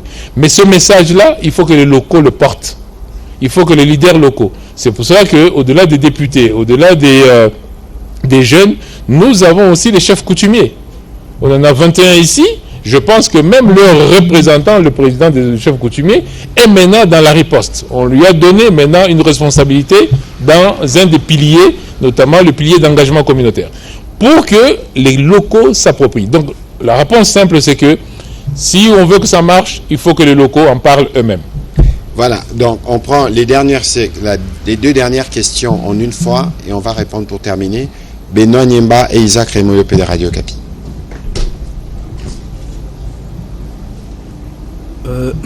Excellence, deux petites questions pour le ministre de la Santé et le ministre d'État. J'étais à Nizi la semaine passée. Je croisais le médecin chef des zones de Nizi, où il me parle, il s'est plaint en fait qu'il y a des corps qui quittent des fois Mongwalou, qui viennent se faire enterrer à Nizi pour des raisons de famille, et ceux qui quittent Bunia, qui vont se faire enterrer à Nizi. Alors qu'à Nizi, ils n'ont pas de CTE. Et à Nizi, ils ont plus de... Ils n'ont pas quoi? Ils n'ont pas de CTE. Okay. Et à Nizi, ils ont plus de 22 camps de déplacés, si je ne me trompe pas. Je prends le cas d'une dame qui était le cas suspect. 2 jours après, hôpital général de Nizi, 2 jours après, la dame a fui l'hôpital pour rentrer dans le camp de déplacés. Et je parle du camp de Pangba où j'étais aussi. Et cette dame est décédée. Et les équipes de riposte avaient du mal, je ne sais pas s'ils sont déjà arrivés, je ne pense pas, à entrer dans ces camps-là des Pangba. La question que je pose aujourd'hui, monsieur le ministre, comment vous faites ou quelles sont les stratégies que vous allez mettre en place pour sensibiliser les camps de déplacés? Je prends le cas de zone de santé des Nice où il y en a plusieurs.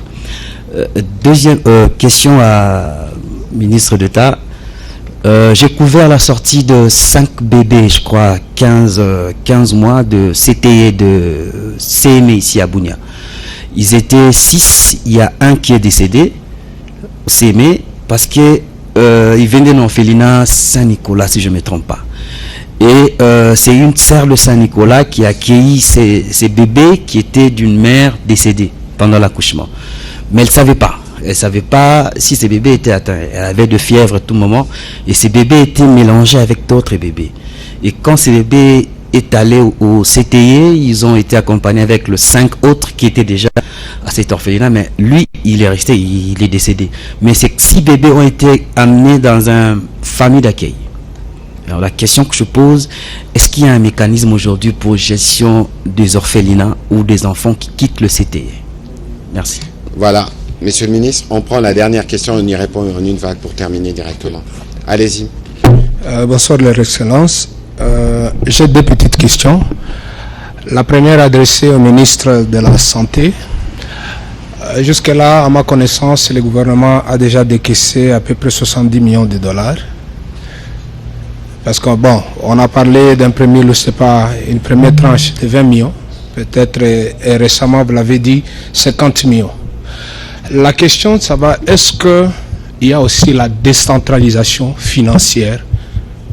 Parce qu'il semble que cet argent est géré par Kinshasa et au niveau local, ici, il y a des problèmes qui se posent sur le terrain où des médecins ou infirmiers ne sont pas payés régulièrement et ce qui fait que cela affecte même la prise en charge des malades sur le terrain. La deuxième question est adressée aussi au ministre, mais également avec les partenaires. C'est vous insistez sur la prévention, ou plutôt la sensibilisation par les députés. Mais la question que je voudrais savoir, quelle est la politique du gouvernement ou la stratégie du gouvernement pour la prévention? Parce que nous semblons constater qu'il y a cette partie-là qui est négligée. On parle de la sensibilisation, mais il n'y a pas de moyens qui accompagnent pour une meilleure prévention, surtout dans les sites de déplacés. Vous êtes sans ignorer que hier et avant-hier, au site de déplacés à Bunia ici, on a enregistré au moins, il y a certaines sources qui parlent de 13 corps, d'autres parlent même de 20 corps, étalés comme ça, et les familles sont en contact avec les dépouilles. Avec toutes les conditions précaires que vivent les déplacés. Parce que parmi la résistance qu'on observe dans tous les sites, c'est que comment vous voulez intervenir en donnant ces pas médicaments et autres alors que les gens meurent de faim? Quelle stratégie? Vous vous occupez des enfants, des nourrissons, ainsi de suite, alors qu'il y a des milliers de déplacés depuis 5 ans, ils ne reçoivent rien. Voilà, merci. Monsieur le ministre. Alors, en fait, sa question et la première question vont un peu ensemble par rapport aux déplacés. Je voudrais d'abord rappeler que, en parlant d'ailleurs de une des questions qui a été posée sur la résistance, les gens, quand ils voient que pendant longtemps ils souffrent et que rien ne se passe, et que du jour au lendemain vous venez pour une maladie, et puis vous dites il y a 230 morts comme nous disons maintenant là, mais qu'ils ont des maladies qui tuent des centaines et des centaines de personnes. La malaria tue des milliers même d'ailleurs, le choléra tue, la faim tue, le manque d'eau tue. D'ailleurs on parlait avec la ministre d'État, ministre des Affaires sociales. Les camps des déplacés n'ont pas d'eau, n'ont pas de nourriture, n'ont pas le minimum, s'entraîne la résistance. Quand vous arrivez, vous dites, ah bon, pour ça vous venez, mais pour tout ce que nous avons avant, vous ne venez pas. On le comprend tout à fait. Le problème, c'est que vous comprenez bien que quand vous posez le problème de camps déplacés, vous ne posez pas un problème de santé, vous posez un problème de l'État congolais de manière générale. Parce que ça veut dire c'est multisectoriel. Tout à fait. La santé intervient dans une phase. Mais le fait même qu'il y ait des camps de déplacés, en soi, c'est un problème. Sécuritaire. En soi, c'est un problème. C'est un problème sécuritaire. C'est d'ailleurs ça qui fait que, on l'a dit ici quand nous sommes passés la dernière fois. D'ailleurs, je me rappelle, l'ancien gouverneur a dit ici, il a même fait un appel en disant pourquoi vous gardez les gens dans les sites de déplacés. Parfois, certains sont à 5 km de chez eux. Et donc, c'est un problème sécuritaire. Mais ce n'est pas seulement le problème sécuritaire, c'est un problème de réinsertion. Donc, il y a énormément de problèmes qui viennent avec les sites de déplacés. Ce n'est pas seulement un problème de santé. Sauf que quand un problème de santé arrive là-dedans, nous arrivons, nous ne pouvons pas ne pas venir. Et quand nous arrivons, on nous dit, mais pourquoi vous venez maintenant alors qu'avant ça, vous ne veniez pas? Donc oui, la riposte que nous allons mener doit tenir compte des autres aspects. C'est pour ça que le PAM doit être là pour pouvoir travailler sur l'accompagnement alimentaire. Nous devons, dans notre pilier au WASH, nous assurer que nous pouvons livrer de l'eau. Vous savez, quand nous avons été à Boulapé, une des choses que l'OMS a faites, dans l'aide que nous avons faite, c'est que dans ce village-là, pour la première fois, ils ont vu de l'eau. Donc nous sommes en train de voir comment est-ce qu'on améliore aussi les conditions, autres que les conditions sanitaires, ou les conditions qui risquent d'entraîner des problèmes sanitaires dans ces camps-là. Mais je crois que, encore une fois, l'appropriation communautaire. Il faut que des leaders locaux, qui ont la facilité d'entrer dans ces camps, puissent aider à ce qu'on ne laisse pas des malades à l'intérieur tant qu'on peut les soigner. Qu'on ne laisse pas de corps enterrés de manière non sécurisée parce qu'on peut le faire. Donc on a besoin de tout le monde. Franchement, moi je préfère être très honnête. Ce n'est pas un problème seulement du ministère de la Santé. C'est un problème collectif. Nous devons tous, en tant que leaders locaux, en tant que leaders nationaux, en tant qu'organisation locale, organisation de droits de l'homme, tout le monde doit être là-dedans. Ce n'est pas une question à laquelle le seul ministre de la Santé peut répondre parce que ce ne serait pas possible de répondre à ça. Mais quand même, c'est un problème d'intérêt majeur pour la riposte et c'est pour ça que j'ai dit que dans le cadre de nos différents piliers, nous allons, avec les moyens de l'État, et on va parler des moyens de l'État parce que c'était l'autre question, avec les moyens de l'État, amener les éléments qui peuvent aider la population dans ces endroits-là. Alors par rapport à l'argent de l'État, d'abord ce n'est pas 70 millions, c'est 50 millions. L'État avait donné 20 millions, l'État a décidé de rajouter 30 millions. C'est pour ça qu'on parle de 50 millions. Avec moi, je vous dirai toujours les chiffres, je les dis toujours. On nous a donné 20 millions et ces 20 millions doivent être gérés par l'Institut national de santé publique dont le DG est ici. La dernière fois, je vous avais dit, s'il y a quelqu'un qu'un jour on va attraper, c'est lui. Parce que il n'y a pas de choses qui vont passer en dehors du circuit bancaire comme ça, vous allez tout tracer. Donc c'est 50 millions. Et les 30 millions, ça a été annoncé hier. Donc ce n'est même pas encore, c'est décaissé par le gouvernement, mais ce n'est même pas encore arrivé. Donc ça va arriver et aussi on va vous dire que l'argent est arrivé. Comme je vous avais dit, c'est moi qui vous ai dit qu'on a donné 20 millions. Donc je vous dirai aussi quand les 30 millions vont arriver. Sauf que, quand vous dites c'est géré à Kinshasa, mais à Kinshasa il n'y a aucune riposte. Toute la riposte est ici. À Kinshasa on va gérer l'argent pour faire quoi là-bas? C'est ici qu'on a besoin d'acheter des véhicules. C'est ici qu'on doit payer les médecins dans le cadre de cette riposte. C'est ici qu'on doit acheter toutes les tenues de protection. Donc l'argent n'est pas géré à Kinshasa. Sauf que l'argent entre par le compte du ministère de la Santé. Mais après, toutes les dépenses de cet argent-là, c'est pour ici. Je le dis et je le répète. Donc vos députés sont là, ils pourront demander les comptes en disant, bon, montrez-nous ces comptes-là. Et on verra si l'argent a été géré à Kinshasa. L'argent, c'est pour ici. Voilà. Et les préoccupations de M. Benoît Niemba sur Niti? Oui. Nizi. Oui, c'était par rapport, effectivement, aux enfants. Aux enfants. Aux déplacés, toujours, aux enfants. Mais ça, je pense que c'était la question. Oui, allez-y. Merci. J'ai reçu deux questions. La première... sur le mécanisme que nous pouvons, qu'est-ce que nous faisons au niveau du gouvernement pour les enfants orphelins dont les parents sont décédés d'Ebola, s'il y a un mécanisme d'orphelinat. Et les exemples que vous avez donnés de ces bébés-là, c'est ce qui a mis la puce à l'oreille à cette équipe-là, spécialement, il y a l'UNICEF, le gouvernement congolais et Alima, qui ont mis en place d'abord les crèches et qui se poursuivent un peu comme des espèces d'orphelinat en attendant une famille d'accueil, parce que c'est une urgence qui s'est posée à ce niveau-là. La deuxième chose, la question de dire les déplacés sont en train de mourir de faim autant d'années, il n'y a pas de l'aide humanitaire. Nous sommes en train de nous organiser, mais cette fois-ci, l'approche humanitaire concernant les déplacés internes, c'est l'approche des relèvements. Nous ne voulons plus aller dans le sens de garder la population dans l'aide, dans l'appui, parce qu'il y en a qui se complaisent en cela, et même les habitants des quartiers environnants ont l'habitude de venir lorsqu'il y a des distributions. Nous avons estimé qu'il est grand temps de quitter l'humanitaire. Nous sommes dans l'approche Nexus où nous allons de l'humanitaire, développement et paix.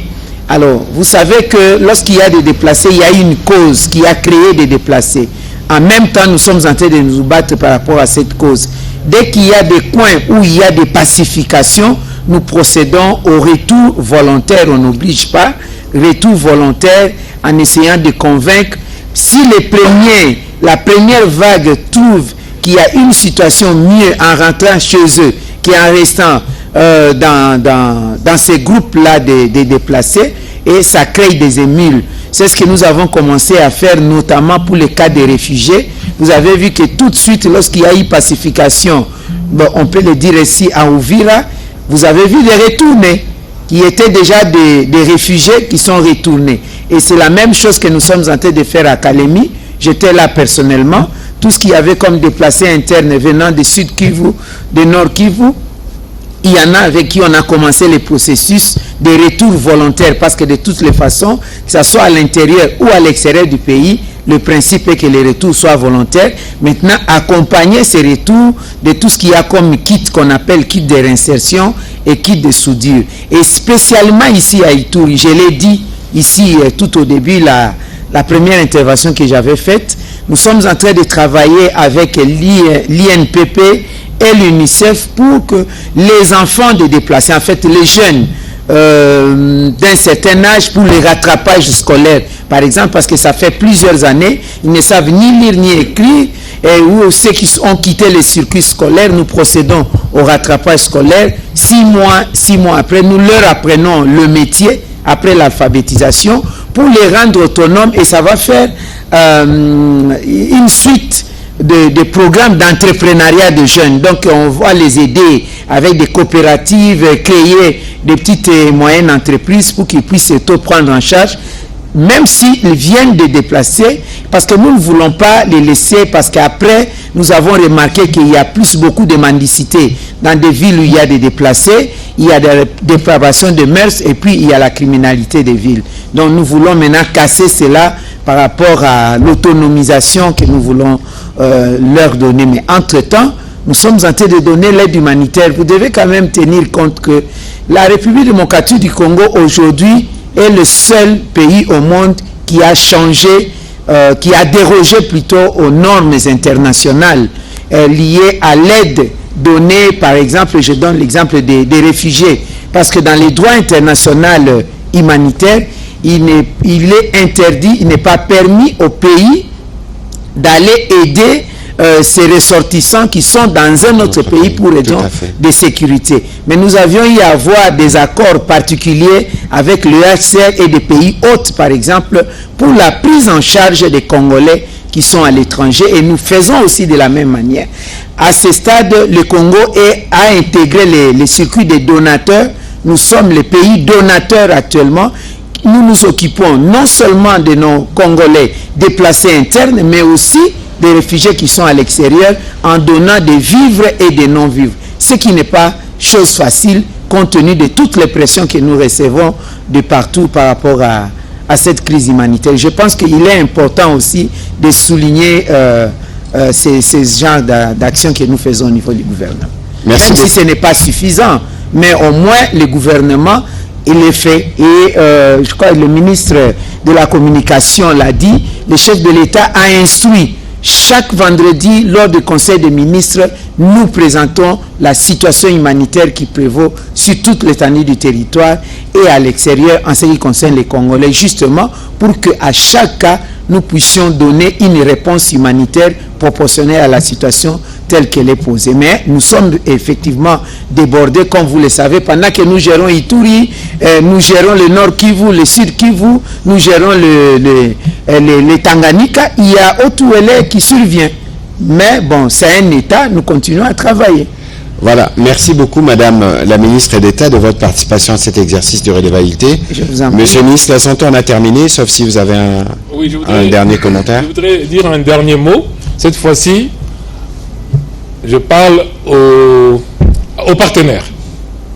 Parce que, en fait, quand nous venons à cet exercice de redevabilité, c'est nous qu'on met devant, c'est nous qu'on contrôle. Et quand on parle de millions, c'est nous qu'on regarde en disant, mais oui, mais on a entendu hier le président Macron dire 1 milliard de dollars du G7. On a entendu les Américains dire 500 millions de dollars. On a entendu... Mais cet argent est où? C'est pour cela que je voudrais dire un mot aux partenaires. Tout le monde est d'accord. Un plan, un budget, une équipe. Tout à fait. Je voudrais vraiment demander à tous nos partenaires qu'ils s'alignent. Parce que c'est nous qui répondons à notre population. Quand je dis qu'il y a eu 1 milliard de dollars, 1 milliard 200 000 dollars dépensés dans Ebola 2018, au début les gens ne croyaient pas jusqu'à ce que la Banque mondiale fasse une étude et qui a prouvé qu'on a réellement dépensé 1 milliard 200 millions. On n'a même pas laissé une petite pancarte à Goma pour dire ici il y avait Ebola. Même pas une pancarte. Donc je répète, là on entend encore beaucoup de chiffres et je voudrais que tous ces chiffres-là nous soient rapportés, notamment au niveau de la coordination unique, parce que c'est un plan, un budget, une équipe, pour que nous sachions qui a fait quoi exactement.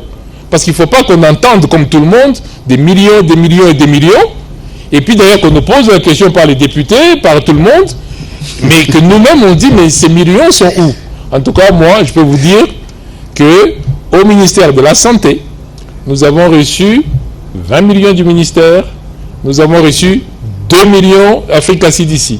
Nous attendons les 30 millions du ministère. Pour le reste...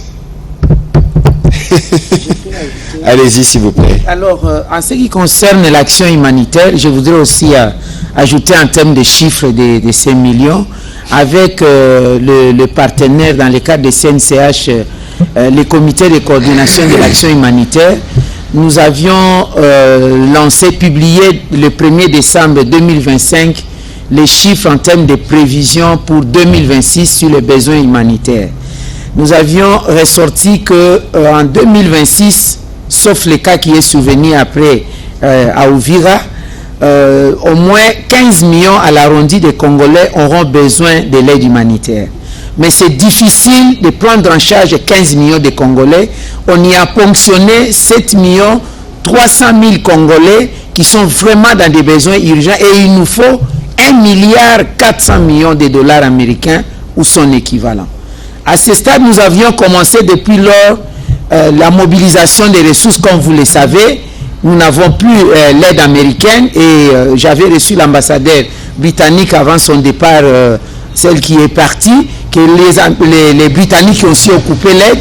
Si les Américains, leur aide constituait 70% pour le Congo dans les cadres humanitaires et les Britanniques 15%, donc là, il faut mettre de côté 85% de l'aide. On n'a plus que 15% où nous sommes en train de chercher des mobilisations de ressources alternatives. Alors, au-delà de ça, lorsque nous avons commencé la mobilisation des ressources, il y a des donateurs des pays comme l'Allemagne et les autres qui donnent, mais ça se trouve être logé actuellement auprès de OCHA. On en est à 417 millions que le gouvernement congolais n'a pas encore touché. Nous devons nous asseoir pour voir où sont les priorités. Bon, nous pensons qu'avec l'urgence Ebola qui constitue aussi un besoin humanitaire, quoi qu'il n'était pas prévu, mais parce que ça fait partie de l'humanitaire, nous allons nous y pencher pour voir les priorités du pays, parce que les mobilisations des ressources se sont faites au nom de la République démocratique du Congo. Donc, à ce stade, toutes les actions humanitaires qui sont faites depuis cette époque jusqu'à présent, c'est pris en charge totalement par la République démocratique du Congo à travers la Caisse de solidarité nationale ou alors des petits moyens qui tombent au niveau du ministère des Affaires sociales, Action humanitaire et Solidarité nationale. Donc le site de OCHA est public, vous cliquez, vous allez voir ces chiffres et ça se trouve logé à ce niveau-là. J'en ai profité aussi pour faire clarifier à ce niveau-là. Merci. Voilà, merci beaucoup. Demain, Monsieur le ministre de la Santé, avec les élus nationaux, nous serons sur terrain et on pourra peut-être revenir le soir pour un autre exercice de redevabilité. Cette fois-là, nous pourrons entendre le premier mot du gouverneur dans ces cadres. Il pourra évidemment nous donner les grandes lignes de l'action qu'il entend imprimer à la tête de cette province de l'Ituri. Merci à tous les partenaires, à ces héros qu'on ne voit pas toujours. J'espère que demain, on aura certains d'entre vous pour montrer, Monsieur le ministre, que la riposte, ce n'est pas seulement vous, mais c'est aussi toute cette équipe d'experts nationaux et internationaux qui vous accompagnent au quotidien. Merci à vous aussi, chers professionnels des médias. Merci aux députés nationaux. Évidemment, on peut applaudir ceux qui sont sur le front. Et donc, à demain, dirait-on. Merci beaucoup. Merci.